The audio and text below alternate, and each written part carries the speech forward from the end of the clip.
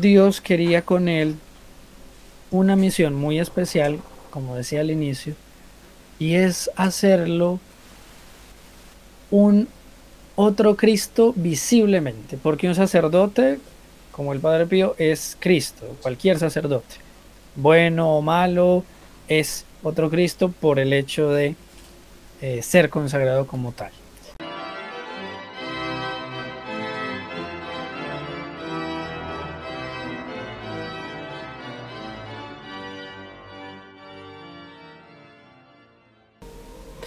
Acá nosotros esta noche nos convoca esta hermosa imagen, esta misteriosa imagen, eh, que es ni más ni menos que el reflejo de un santo de nuestros tiempos, un santo milagroso de nuestros tiempos. Por eso hemos convocado a quien ya le voy a dar imagen y audio, que es el titular, quien coordina este canal que ustedes están viendo bajo el auxilio del Padre Pío. Lo pueden encontrar en YouTube, suscribirse y van a tener muchas actividades y señales y cosas muy lindas referidas a toda esta suerte de espiritualidad que es inmanente del Padre Pío. Así que aquí está con nosotros desde Medellín, Colombia, ahí lo estamos viendo y espero que lo podamos escuchar muy bien a Diego Mauricio Duque. Diego, muchas gracias por aceptar la invitación. Buenas noches, don Jorge, espero que sí se pueda escuchar Impecable. y perfecto. Y un saludo a toda nuestra audiencia argentina, una nación tan amada también para el Padre Pío. Qué lindo. Saludamos a Adriana Jiménez, que saluda desde Ibagué, Colombia, a Araceli, que está en San Luis, de la República Argentina. Saludamos a gente que está en París, en Puerto Rico, escuchando, en Córdoba, en Uruguay, en Buenos Aires también, en México, en fin. Amigos consecuentes de nuestro espacio, querido Diego. Y como decía en la introducción, yo me debía esta conversación, sobre todo porque veo en una persona muy joven tomar la posta en tiempos no fáciles para la doctrina católica, para la enseñanza de la doctrina católica de nuestra iglesia, en tiempos no fáciles donde hay una dispersión, ¿no?, hacia otras modalidades espirituales. Por eso, cuando encontré el canal, cuando lo encontró Daniela, mi mujer, me dijo, tenés que hablar con Diego. ¿Cómo no? Dije, vamos a convocarlo. Y me encontré con una persona tan joven, me sentí bien porque digo, bueno, no todo está tan desperdigado por ahí. Siempre hay buenos y nuevos brotes que dan esperanza para que esto continúe, ¿no, Diego? Sí, sí, es así. Y bueno, para mí es un agrado muy grande porque el canal tiene muchos suscriptores argentinos y es una nación con un raigambre católico muy grande y es algo que hay que sostener y también acrecentar muchísimo. Claro, claro, claro. Eh, una persona tan joven, me gustaría conocer algo de su breve historia, cómo llega el Padre Pío a su vida, Diego. Pues, don Jorge, es una cosa muy particular, no es asombrosa como otras historias. Es sencilla, digamos que ya terminando la época del colegio, que en algunas partes llaman preparatoria, Uh-huh. ya para entrar a la universidad, es como la conversión, ¿no? Cuando se habla de la conversión a veces son cosas muy impresionantes. La mía fue contrastar mi fe, como usted decía en la introducción, con la de, curiosamente, fue por ese medio que Dios se valió, de los testigos de Jehová. Entonces, porque ellos me entregan una hojita y digamos donde habían cosas que contrastaban con mi fe. Y era la primera vez en que yo me preguntaba, bueno, yo creo en lo contrario a lo que se dice aquí, que es lo que la iglesia dice, pero ¿por qué? Porque sí, ¿no? Entonces inicia todo un proceso de la mano de los padres de la iglesia, esos primeros cristianos, hombres de gran santidad.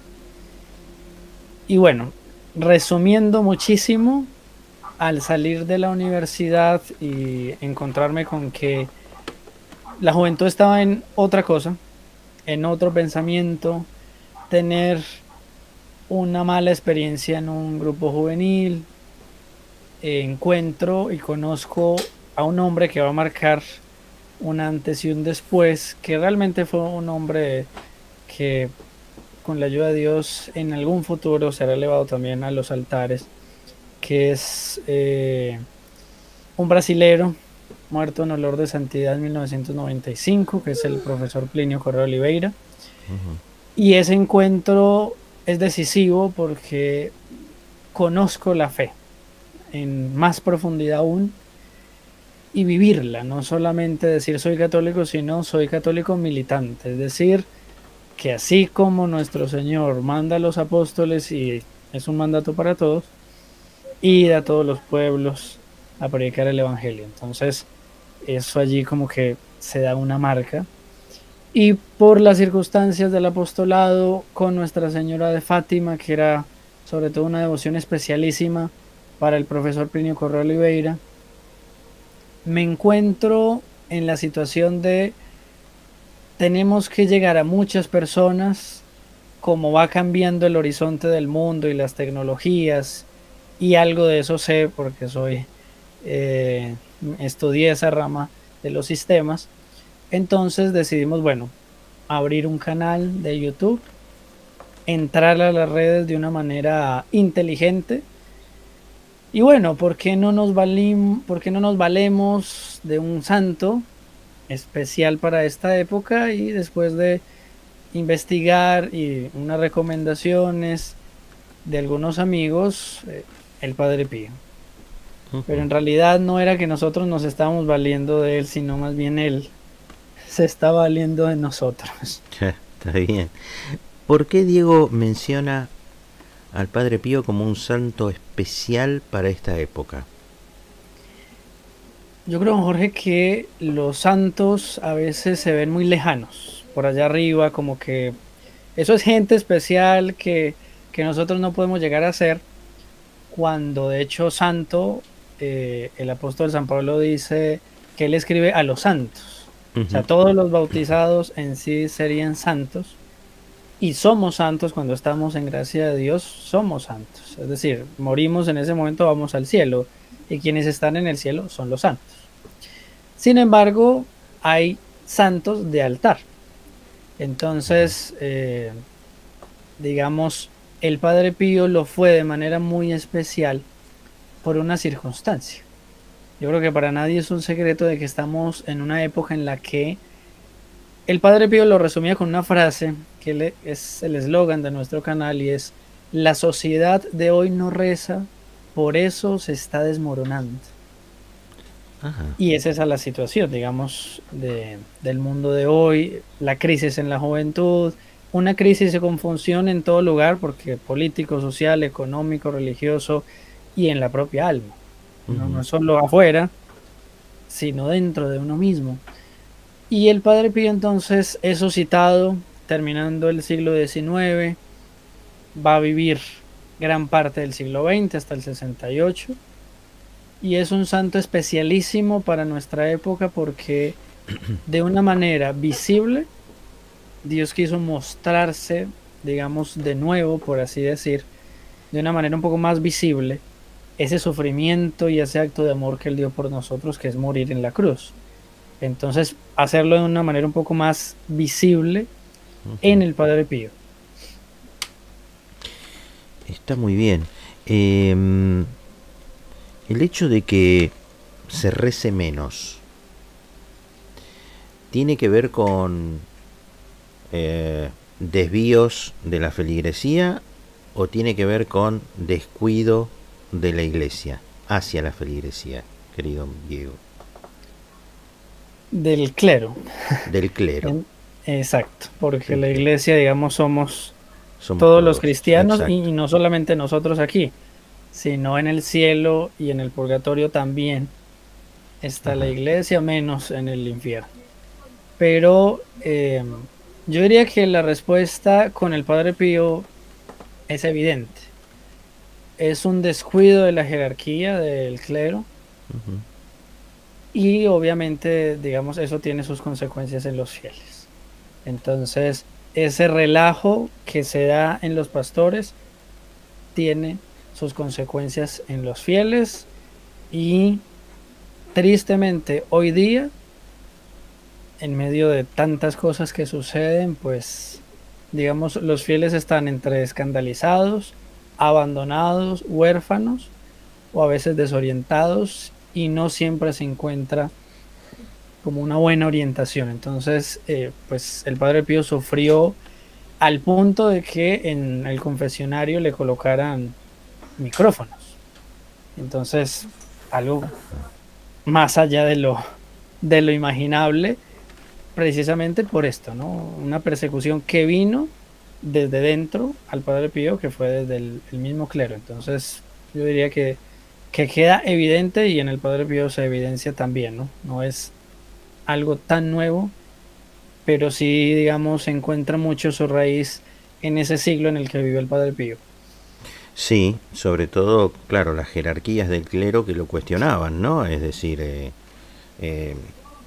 siempre la iglesia en tanto institución, el clero se ve motivado o impelido a eh, certificar este tipo de manifestaciones. Pero también por ahí, no sé por qué, yo lo vivencio así, como si surgiera un celo, ¿no? Por parte de ciertos niveles clericales hacia estas figuras que surgen desde la total humildad, ¿no? Desde la total sencillez, desde el total desapego por grandes estructuras, por manifestaciones materiales, etcétera, etcétera, como si eso contrastara, ¿no?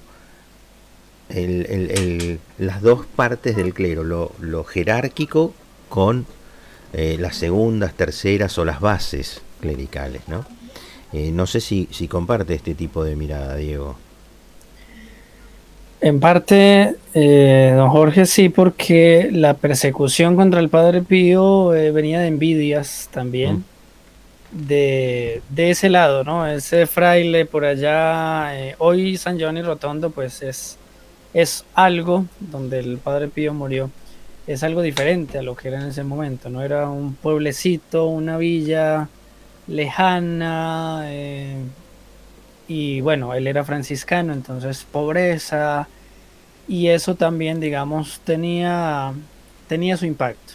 Claro. Y bueno, envidias, cierta, algo muy doloroso, pero que empezó a haber entre ciertos miembros del clero y era como una, curiosamente, no creer, ¿no? Entonces, esos milagros y tantas cosas que sucedían con el Padre Pío era algo increíble y aparte del clero, pues no quería creer o ya Claro, estaba, digamos, descreído. claro.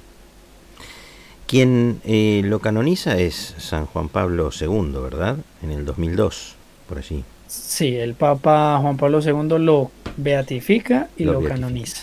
Exacto. Él quería hacerlo, él decía que él lo tenía que hacer, ¿no? En el 99, que es la beatificación, y en el 2002, que es la canonización. Ahora, hay una historia entre el Padre Pío y el joven eh, sacerdote polaco, o estoy desinformado. Hay algo ahí, hay una pequeña historia muy Sí, sí, interesante. sí. Digamos que, en resumen, el, el padre y después como obispo, Botila, que Ujú. después va a ser el Papa Juan Pablo II, se da cuenta de esos milagros y a diferencia de otra parte, digamos, algunos obispos, inclusive el mismo obispo del Padre Pío que lo atacó mucho, Ujú. él cree y entonces se esfuerza por ir. Y ese primer encuentro entre ese sacerdote en ese momento y el Padre Pío es fuerte porque el Padre Pío, digamos, ya prevé, ¿no? Entonces ya tenía esa profecía. Este sacerdote se va a convertir en papa. Qué bar. Y eso es fuerte, ¿no? Entonces le dice a uno de sus hermanos, otro fraile, hay que rezar mucho por este sacerdote. Entonces el fraile dice, ¿por qué? Porque un día será papa. Qué bar. Entonces, y efectivamente. La, la historia le dio la razón. Eh, ¿Cuándo en la historia del Padre Pío, eh, él desde muy chico tuvo esa fuerte vocación por servir y por ser fraile y por pertenecer a la institución? Eh, ¿Cuándo uno puede, o dentro de la historia del Padre Pío, cuándo se manifiestan este tipo de milagros o de dones milagrosos para con el Padre Pío? Y si existe alguna suerte de explicación o teoría al menos de por qué Dios elige a una persona como el Padre Pío para estas manifestaciones. Bueno, esa segunda pregunta es densa. Ajá. Eh, pero, digamos, los dones del Padre Pío, que son muchísimos, eh, él, se podría decir que dones y milagros, hay una palabra que es taumaturgo, ¿no? Que hace milagros. Podríamos decir, no es que él hiciera milagros porque tuviera un poder especial, ese poder venía de Dios y era Dios que hacía milagros por medio de él. Y de pronto, ahora comentamos algo de, por ejemplo, la bilocación, ¿no? El estar en dos lugares al tiempo, como lo vivía el Padre Pío, que es algo muy, muy curioso, ¿no? No era algo que el Padre Pío quisiera, pero lo aceptó, vivir esa bilocación. Pero desde que él estaba muy pequeño, es decir, a los 5 años, él veía a Nuestra Señora, veía al ángel de la guarda, y de una manera tan natural, que él creía que era normal. Entonces solo muchos y muchísimos años después, en realidad, que 30, 40 años, es que él cae en la cuenta como que le dicen, es que no es, o sea, todo el mundo no tiene eso, Fray Pío, eso no es de todo el mundo, pero para él era natural. Y ahí hay una distinción, los santos cada uno es muy diferente, cada uno tiene su misión, inclusive ni se puede comparar entre los santos, pero en el Padre Pío sí hay algo, digamos, si ponemos un San Agustín, que fue un hombre Uh-huh. Que llegó a pecados muy grandes y que después se convierte y da en un obispo y un padre y un doctor de la iglesia extraordinario. En el Padre Pío no es así, él no es un hombre que vive en pecado y se convierte, ¿no? Él es diferente. Y Claro. eso lo hace especial porque alguien diría, no, pues uno con tantos dones, como que bueno, ¿no? Curación, el, el don, digamos, de la profecía, un sinfín de dones y de gracias que Dios concedía a través de él. Y sin embargo, no, era un gran sufrimiento. Y una de las gracias más fuertes son los estigmas. Ahora bien, ¿por qué Dios hace eso? Es decir, Él es un santo que no es que se convierta, como un San Agustín, sino que parece que toda la vida de Él es de un santo, desde niño, ¿no? Claro. Como un San Estanislao de Kostka, que desde el vientre de la madre decían que brillaba el vientre de la madre, entonces una cosa extraordinaria. En el Padre Pío parece haber algo similar, es esa línea de santos que son como santos desde el inicio. Y es porque Dios quería con él una misión muy especial, como decía al inicio, y es hacerlo un otro Cristo visiblemente, porque un sacerdote, como el Padre Pío, es Cristo, cualquier sacerdote, bueno o malo, es otro Cristo por el hecho de ser consagrado como tal. Y digamos, si no abandona su, su apostolado y su ordenación sacerdotal. Pero nosotros no lo vemos, o sea, el sacerdote actúa Claro. en nombre de Cristo, ¿no? Él dice, yo te perdono los pecados, no dice Cristo te perdona yo. Él está diciendo, es Cristo quien está hablando por él. Ajá. Esto es mi cuerpo, este es el cáliz de mi sangre, no es, este es el cáliz de la sangre de Cristo, no, porque Él es otro Cristo. Pero eso, pues, digamos como que nosotros no lo podemos ver siempre. Con el Padre Pío, en cambio, sí. Entonces pongo un ejemplo para que eso quede más claro. Una hija espiritual del Padre Pío, es decir, en este caso era una señorita que se entrega al Padre Pío como su hija para que él le ayude a cuidar su alma y a llegar a la santidad, va con su novio, que era un ateo, a la Santa Misa donde el Padre Pío estaba celebrando. Ella, siendo tan cercana, sin embargo, no ve lo que su novio ve, y su novio estaba en la misa espantado. Ella no se atreve a preguntar, pero estaba espantado, sudando frío.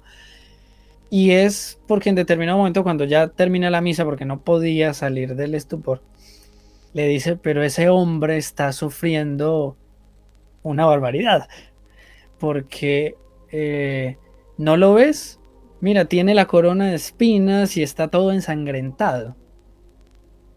Entonces, él, un ateo, vio al Padre Pío como nuestro Señor Jesucristo. Es decir, vio aquello que el sacerdote es, pero de manera más visible.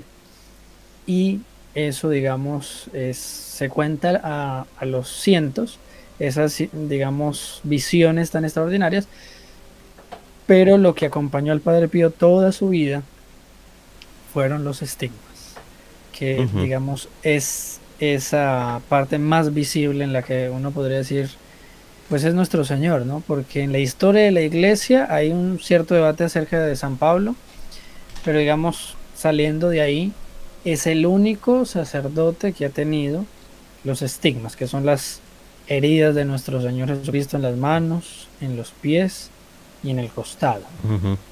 Inscribo un alma del purgatorio a las misas gregorianas, 30 misas continuas, con la promesa de la Iglesia de que al finalizar esas almas estarán en el cielo.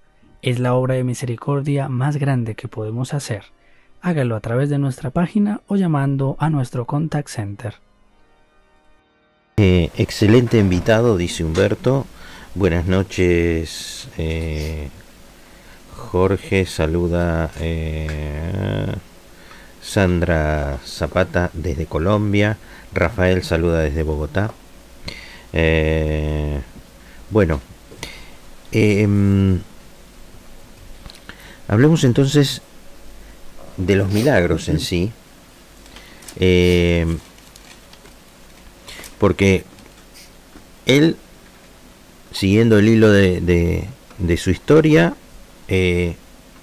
los vivía, estos milagros, como algo natural, pero al ser contrastado o comparado con pares, no era lo que le sucedía a todo el mundo. Entonces ahí es donde él seguramente se asombra y hasta puede llegar a pensar mal de su estado de salud mental, ¿no? También en ese momento, el Padre Pío, o lo tomó con total naturalidad. Él, digamos que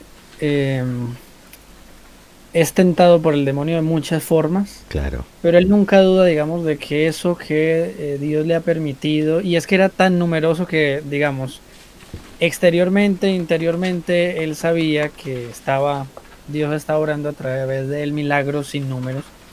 Entonces no había como esa posibilidad, aunque Uh-huh. el demonio, digamos, podía haberle tentado de eso. El Padre Pío tenía una gran fe, entonces eso hacía de que ciertas tentaciones no fueran muy, digamos, comunes, o simplemente él no la tuviera. Y también porque los milagros, digamos, había una disposición de él. Dios no fuerza a una persona a ser como fue el Padre Pío, sino que más bien había una disposición de él. Ahora, ¿qué Ah, disposición? Él dijo, bueno, Señor, por medio de mí puedes hacer milagros. No, más bien lo que él dijo fue, Señor, yo me ofrezco como una víctima expiatoria por los pecadores. Es decir, si yo puedo sufrir para disminuir, imagínese el amor que él sentía por las almas, que decía, si claro. yo puedo sufrir eh, el sufrimiento, vaya la redundancia, de las almas que están en el infierno, que yo lo pueda sufrir para disminuir ese dolor de esas almas. Entonces, él se ofrece de esa manera y Dios toma entonces y dice, este va a ser el hombre con el cual voy a hacer estas maravillas para este tiempo, ¿no? Era Dios suscitando para este tiempo un hombre y el Padre Pío aceptó ser ese que, digamos, por el cual Dios se manifestara de una forma tan plena como yo decía, ¿no? Mostrar tan visiblemente a nuestro Señor en un siglo de tanta racionalidad, ¿no? Ujú, Habíamos pasado el siglo XIX, que era razón contra fe, claro. muy fuerte. Acabándose el siglo XIX, entrando el siglo XX, hay una reacción católica magnánima contrarrestando todo eso. Se había puesto en duda prácticamente todo y la iglesia reacciona. Pero aquí entra algo muy fuerte. El Padre Pío tenía unas heridas en las manos, que eran los estigmas, es decir, las heridas de nuestro Señor, Ujú. sangraban, eran heridas reales, bueno, es todo un asunto. Y lo estudian los médicos una y otra y otra y otra vez. Y no solo en los estigmas, en los milagros que él hace. Eh, entonces era algo tan fuerte y tan evidente que era, digamos, difícil negarlo porque los hombres de ciencia o ateos, etcétera, simplemente los que no se convertían, simplemente callaban porque no entendían quién era ese hombre.